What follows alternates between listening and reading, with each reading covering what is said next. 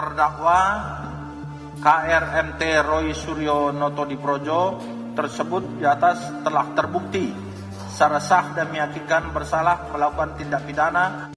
Pada akhirnya kebenaran tidak bisa dibungkam, kebenaran tidak bisa disembunyikan. Itu pula yang terjadi pada skandal tudingan ijazah palsu Pak Jokowi. Rekan-rekan bisa tahu sendiri, bisa melihat sendiri bagaimana mereka-mereka ini dengan frontal menyerang Pak Jokowi lewat isu ijazah. Namun, rekan-rekan, mereka menyampaikan tudingan fitnahan dengan nada tinggi, dengan tensi yang sangat-sangat tinggi dalam setiap perdebatan, tapi tentu saja itu tidak akan bisa menutupi, itu tidak akan bisa membungkam terkait keaslian ijazah Pak Jokowi. Maka dari itu, kalau Anda perhatikan sekarang rekan-rekan, faktanya tuntutan balik dari Pak Jokowi itu sudah P21, artinya para tersangka bisa dikatakan makin-makin di ujung tanduk, dan ini benar-benar tidak bisa dipungkiri, tidak bisa dihindari, karena ini datang bukan dari penyebabnya Pak Jokowi, tapi karena mereka sendiri yang melakukan fitnahan terhadap Pak Jokowi. Bayangkan, Pak Jokowi sudah purna tugas, sudah pensiun dari jabatan Presiden Republik Indonesia, tiba-tiba datanglah serangan yang kalau saya katakan ini sangat-sangat kejam. Maka dari itu, langkah dari Pak Jokowi untuk menuntut balik mereka ini benar-benar sesuatu yang tepat, dan ini benar-benar dikawal bersama-sama. Ayo deh kita analisa. Pak Jokowi berhasil 10 tahun, orang suka tidak suka. Masalah ijazah dipersoalkan. Nanti Surat penangkapan Roy dan Tifa. Saya telah mengajukan surat permohonan agar ditahan RT ini dan lain-lain ya. Kenapa? Ini udah terlalu meresahkan. Roy Suryo dikawal sampai pengadilan. Saudara Roy kawal sampai di pengadilan. Kita kawal bersama sampai masuk ya, ya kan. Tapi dari pihak Roy ini seperti ada perlawanan atau pembangkangan, karena itu akan menjadi distorsi Bang ketika pihak kepolisian menyatakan berkas lengkap yang artinya P21 itu, tapi Roy dan teman-teman ini terus menyuarakan, membuat publik jadi ragu. Karena kalau kita lihat di sosmed itu pendapatnya masih ada dua ini. Ada yang bilang P21, ada yang bilang enggak. Jadi bukan soal kepentingan Pak Jokowi tidak tidak kepastian hukumnya tidak diberikan, tapi juga publik jadi gamang dan penyidik yang jadi sasaran kan. Ini lu bener gak sih? Kok bilang ini yang ngumumin Dirkrimum langsung loh Bang. Ya kan, yang menyampaikan itu yang kita anggap sebagai P21, bukan kita anggap, emang itulah definisi P21 kan. Tapi kayak diacak-acak terus nih, masih ragu, nggak ada itu P21, mana formulirnya dan lain-lain. Nah ini apa? Tersangka melakukan hal seperti itu.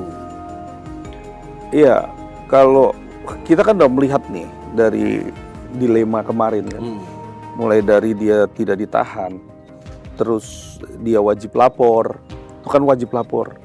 Tentunya hasil dari analisa, dari mulai dia dijadikan tersangka, terus dia wajib lapor, itu harusnya ada analisa, menganalisa bagaimana kelakuan ataupun perilaku selama ini Roy CS lakukan, kan gitu.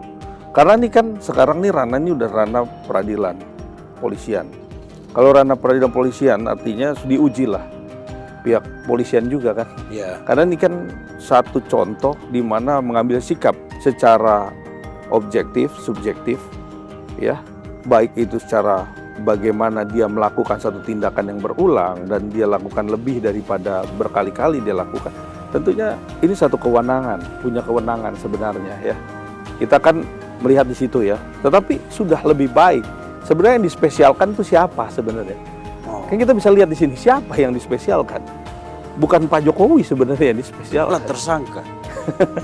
Ini terbalik sebenarnya kalau kita lihat di sini. Tak bola balik. Iya, sudah benar-benar dispesialkan. Ini kita lihat fakta ya. Sampai dia sudah pemberkasan dia bilang belum P21, itu sah-sah aja Bang. Kita lihat itu sah-sah aja dia lakukan itu. Dia omong gitu, itu saja. Tapi nanti begitu pemberkasan dan tahap 2 dilakukan, tentunya dari pihak kejaksaan harus ambil sikap. Karena peradilan ini kan nggak bisa dibuat mainan. Karena kalau yang namanya kita kan fokus kepada objek laporan, ya kan, pencemaran nama baik. Objek ujungnya adalah ijazah.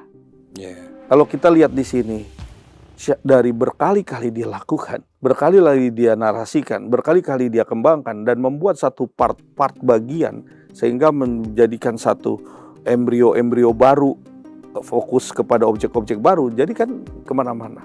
Nah, harusnya memang inilah yang paling penting kita lihat bagaimana peradilan ini bisa ditegakkan secara benar ya. Artinya benar itu ya jangan sampai ini berpolemik lagi, terus dijadikan satu narasi lagi dan lain-lain. Tentunya itu ambil sikap tegas sehingga timbullah integritas. Walaupun memang semua sikap tegas ini memberikan satu dampak resiko, tapi resiko itu harus dipikirkan juga bagaimana cara sehingga resiko ini kita ambil lebih kecil lah. Tidak, memang ada satu alasan kuat lah untuk bisa mengambil resiko itu, kan gitu. Tapi inilah yang terjadi. Dalam hal inilah yang terjadi harus cepat-cepat diberikan kepastian. Kalau kita cepat dilakukan kepastian, tentunya di dalam persidangan nanti itu kan akan terlihat. Tidak ada lagi narasi, tidak ada lagi hal-hal goib lah. Hal-hal goib itu artinya hal-hal yang tidak perlu dijelaskan, tidak ada pembuktian secara konkret, tapi dia jelaskan gitu loh. Itu hal goib tuh. Jadi dia bernarasi tapi tidak ada faktanya. Itu hal goib. Yang kita lihat selama ini yang dilakukan oleh RCS tuh udah banyak. Ya kan, mulai dari Jumatno, terus pramuka lah, dibikin pramuka, terus masalah emboss dan watermark dan lain-lain. Terus hal-hal lain lah yang dibuat sampai detik ini. Ya, sehingga kita ini sudah terbelenggu di dalam keadaan yang dibuatnya, gitu kan. Semualah warga negara Indonesia ini semua dinarasikan dengan hal-hal seperti itu kan. Kalau kita lihat, jadi buat kita memang saat ini dengan apa yang dilakukan oleh mereka itu silahkan saja dia lakukan. Tetapi dalam hal ini harus diambil tegas. Nah, itu persoalannya Bang. Di satu sisi kan kita menghargai hak Roy Suryo sebagai tersangka untuk bicara apapun yang dia mau, seperti Abang bilang tadi, mau meragukan P21 juga gak masalah. Tapi di satu sisi kelihatannya keraguan-raguan yang disampaikan Roy Suryo itu sepertinya jadi kenyataan karena nggak kunjung datang nih tahap 2. Ya kan Roy Suryo mereka bilang ini gak ada P21. Dan akhirnya sebagian orang jadi percaya bahwa nggak ada P21. Kasihan Poldanya, penyidiknya kan. Masa masyarakat lebih percaya Roy Suryo yang statusnya tersangka daripada penyidik kan, yang terang-terangan mengatakan udah nggak, berkasnya udah selesai. Nah pertanyaannya Bang, normalnya setelah berkas itu dinyatakan lengkap itu berapa lama Bang? Karena ada beberapa perkara, mungkin karena tersangkanya ditahan ya. Begitu hari nyatakan berkas lengkap, sehari 2 hari udah tahap 2. Ini udah hari ini tanggal 11 ya hari ini ya. Itu dinyatakan tanggal 2. Sudah 9 hari Bang. Hampir 2 minggu. Nggak ada itu tahap 2. Jadi orang bilang, nah tuh kan emang nggak ada itu P21. Kita jadi masyarakat jadi bingung Bang. Nah apa yang normalnya gimana kalau P21 itu? Jarak interval waktu antara P21 ke, walaupun tidak sama ukurannya Bang, tapi yang make sense lah, yang masuk akal, setidaknya seminggu atau 3 hari 4 hari itu harusnya pelimpahan berkas. Tahap 2 ya. Tahap 2. Ya, jadi memang kalau bicara masalah P21 ini kan pemberkasan dianggap bahwa tidak ada lagi ya revisi, tambahan dan lain-lain. Tentunya ya pihak JPU itu berkoordinasi dengan pihak kepolisian. Kalau polisinya juga sudah siap untuk bisa mentahap 2 kan, tentunya nanti akan dibikin jadwal lah untuk bisa tahap 2-nya. Kapan tahap 2-nya? Tentunya dari pihak JPU juga sudah siap. Nah, kita tunggu aja karena kan hal seperti ini mungkin aja koordinasi antara pihak JPU yang tadi saya sampaikan, antara pihak JPU dan pihak polisian. Nah, ini sudah berkoordinasi. Iya. Nah, jadi nunggu koordinasi tadi, lanjut dulu Bang. Jadi inilah yang dilihat bahwa koordinasi dari pihak kepolisian dan pihak kejaksaan itu ada koordinasi, biasanya seperti itu. Dan ada dinamakan sama-sama berkoordinasi mengenai pentahap 2-an. Kapan tuh dilakukan tahap 2? Tanggal berapa? Apa saja yang akan dijadikan alat buktinya, bagaimana? Nah itu sudah berkoordinasi. Saat ini mungkin memang ada yang 1 minggu, ada yang 2 minggu. Hmm. Ya, itu tergantung bagaimana JPU siap untuk bisa menerima tahap 2 tersebut. Oke. Nah, itu. Jadi kalau kita lihat di sini mau itu dibilang belum P21, suratnya belum ada atau seperti apa, itu kan hak daripada pihak kepolisian dan pihak kejaksaan. Biarkan aja. Jadi memang hal seperti ini memang ya hal yang menurut saya ini satu ranah yang dimanakan pihak kejaksaan punya ranah memang situ sudah tahap 2, udah P21. Dan polisi juga nggak serta-merta menyiarkan sesuatu bahwa berkas dianggap komplit, dianggap sah, bahwa sudah dianggap sah, itu dia tarik kembali.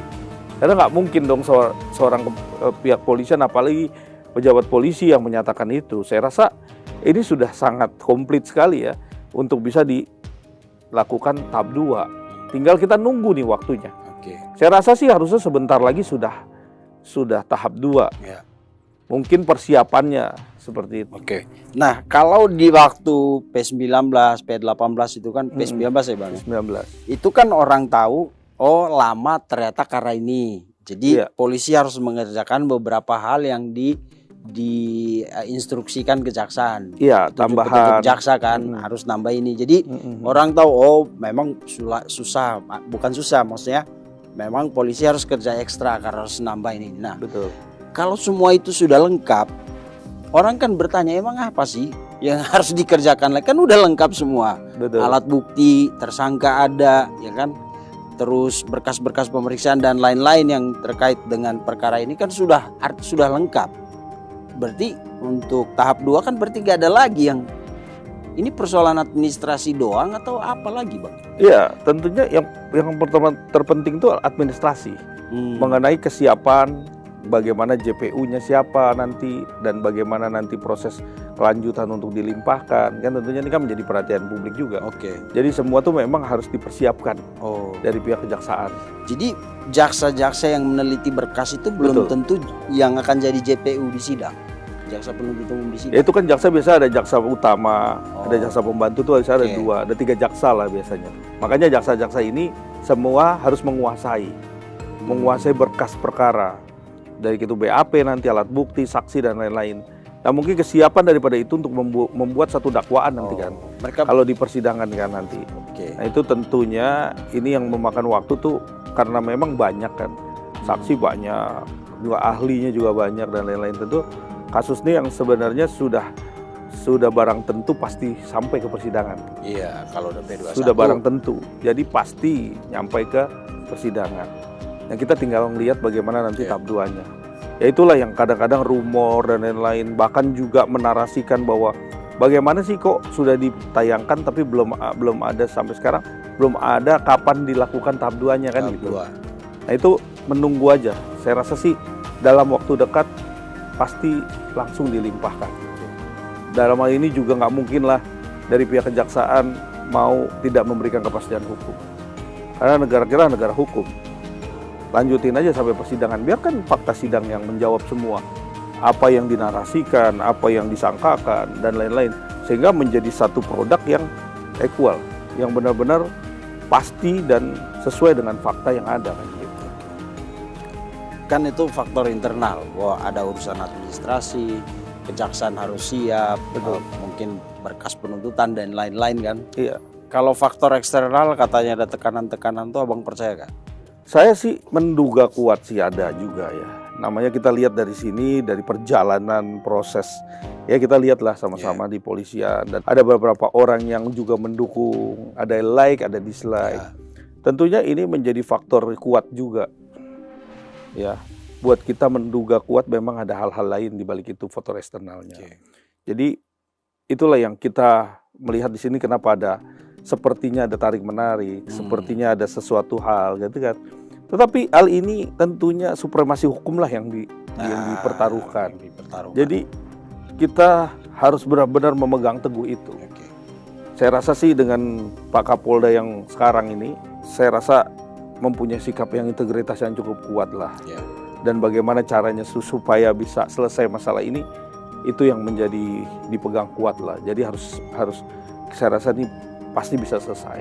Jadi kalau memang bisa cepat kenapa mesti lama, begitu ya? Iya. Jadi kalau Lebih cepat lebih baik. lebih kata cepat Pak lebih Yusuf bagus. Kalla. Oke, Ikan Bang. cepat ikan gabus ya. Lebih cepat lebih bagus. Lebih cepat lebih bagus.